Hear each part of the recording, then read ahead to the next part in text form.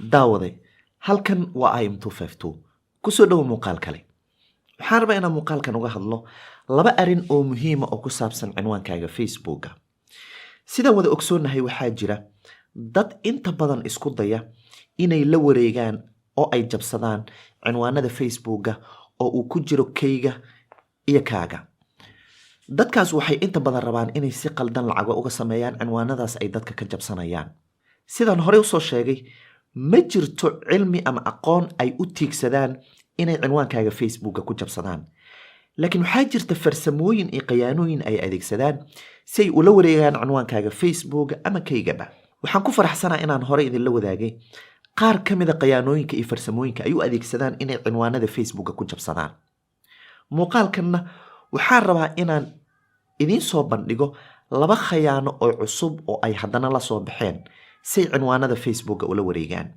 sidaad og tahayba, marka khayaano lagula fahmo dadkaas, kuwo kale ayay la soo baxaan. labadan khayaano ay la soo baxeen oo aan rabo inaan muuqaalkan kula wadaago, dad badan ayay u adeegsadeen oo qaarkood dad aqoon leh oo waxbartay ay yihiin. waxaan ula jeedaa waa khayaano xitaa lagu isticmaali karo haddaad tahay qof wax fahansan, laguguna gaadi karo. saysan taa u dhicin, fadlan qaybta hoose ugu yeer asxaabta aad ugu jeceshahay eed uga digayso in labadan khayaano ay dhagartooda ku dhacaan. wax yar kadib ayaan kuusoo bandhigayaa.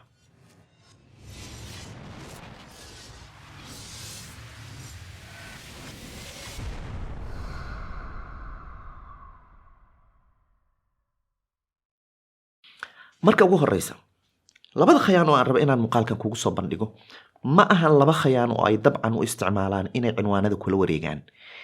mid ka mida waxay u adeegsadaan inay lacago badan ku aruursadaan, midna waxay u adeegsadaan in ay cinwaano badan ku jabsadaan.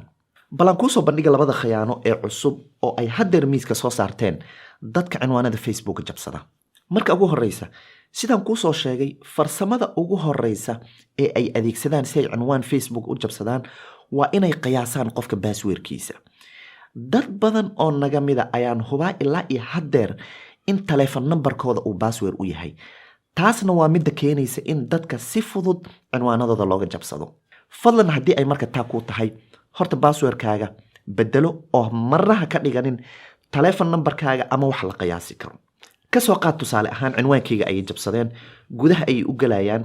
asxaabtayda inta badan si fiican ama si wanaagsan u wada sheekaysano ee aan wada qosolno ayay raadinayaan, kadibna fariin ay u dirayaan. waxay leeyihiin ayagoo cinwaankayga ka dhex hadlaya dabcan ayay kaaga fariin usoo dirayaan, maadaama adiga aad tahay tusaale ahaan qofka aan saaxiibka dhow nahay. waxay leeyihiin warniyahow hebel, arrin degdega ayaa i haysata, hooyo ayaa isbitaal iiga jirta, ama aabba ayaa isbitaal iiga jira, ama dhaawac ayaa isoo gaaray, ama walaashay ayaa xanuunsan. fadlan waxaan u baahanahay $50 oo degdega oo aan beriba kuu soo celiyo. kadibna waxay u sheegayaan, waxay leeyihiin tusaale ahaan, niyahow nambarkaygan wuu iga dansan yahay, fadlan waxaad ii samaysaa nambar kale ayay u sheegayaan. nambarkaas ayay leeyihiin fadlan lacagta iigu soo dir. qofka marka isleh horey marka uu qofka ka naxo, haddii lacagta uu hayo, waxaa laga yaabaaba inaysan niyadiisa kusoo dhicin inuu iska hubiyo oo qofka telefoonka waco, maadaama qofkan uu leeyahay telefoonkayga waa uu dansan yahay. dad badan ayaa marka waxay sameeyeen lacaga ayay u direen, sidaa ayaa lacagihii looga qaatay. dabcan taas waa khiyaanada koowaad. khiyaanada labaad aan gudaha u galo oo aan kuusoo bandhigo. khiyaanada labaad isla taa ayay ka agdhowdahay, laakiin lacag laguma aruursado oo waxaa loogu talagalaa in hal qof cinwaankiisa marka ay u suura gasho inay jabsadaan.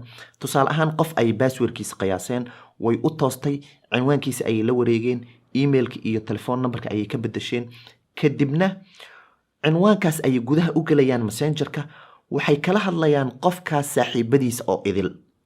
waxay leeyihiin warniyahow, cinwaankayga ayaa iga halaysan, kood ayaan kuu soo dirayaa, fadlan koodkaas dib iigu soo dir si aan cinwaankayga ugu furto ama aan ugu badbaadsado. farsamadan marka waxay u shaqaysaa sidan: qof ayaa cinwaankiisa la jabsanayaa, dadka kale ayaa lala hadlaya, waxaa leeyahay kood ii soo dir, iyagoo la isku dayayo in qofkaas kale cinwaankiisa la jabsado, ayadoo la adeegsanayo qofkan kale ee ay saaxiibada yihiin, ay isku dhow yihiin cinwaankiisa. sababtoo ah aniga ayaa messengerka la soo hadlay markii hore waan sheekaysan jirnay igama shakinaysid sidaas marka waxay ku aruursanayaan dadkan kale cinwaanadooda oo idil sidaas waxay ugu suura galaysaa inay cinwaano badan hal mar jabsadaan tanna waa khiyaano adag way ka daran tahay xitaa in lacag laga qaato sababtoo ah cinwaankaaga marka lagaala wareego aad ay halis u tahay fadlan ka taxadar khiyaanadan iskuna day in aad iska hubiso in aadan qof kood u dirin ama aadan lacag u dirin adigoonan wicin aadan xaqiijinin aadan hubinin haddii qofka qof aad arki karta uu yahayna isku dayba inaad dhahdo war dhib ma laniyaho markaan is aragno aan ka wada hadalno way isku dhammaatay labada khiyaano waxaad uga badbaadi kartaa hubsiimo Soomaalidu waxay tiraahdaa hubsiimo hal baa la siistaa fadlan iska hubi labadan khiyaano waad ka badbaadaysaa insha Allah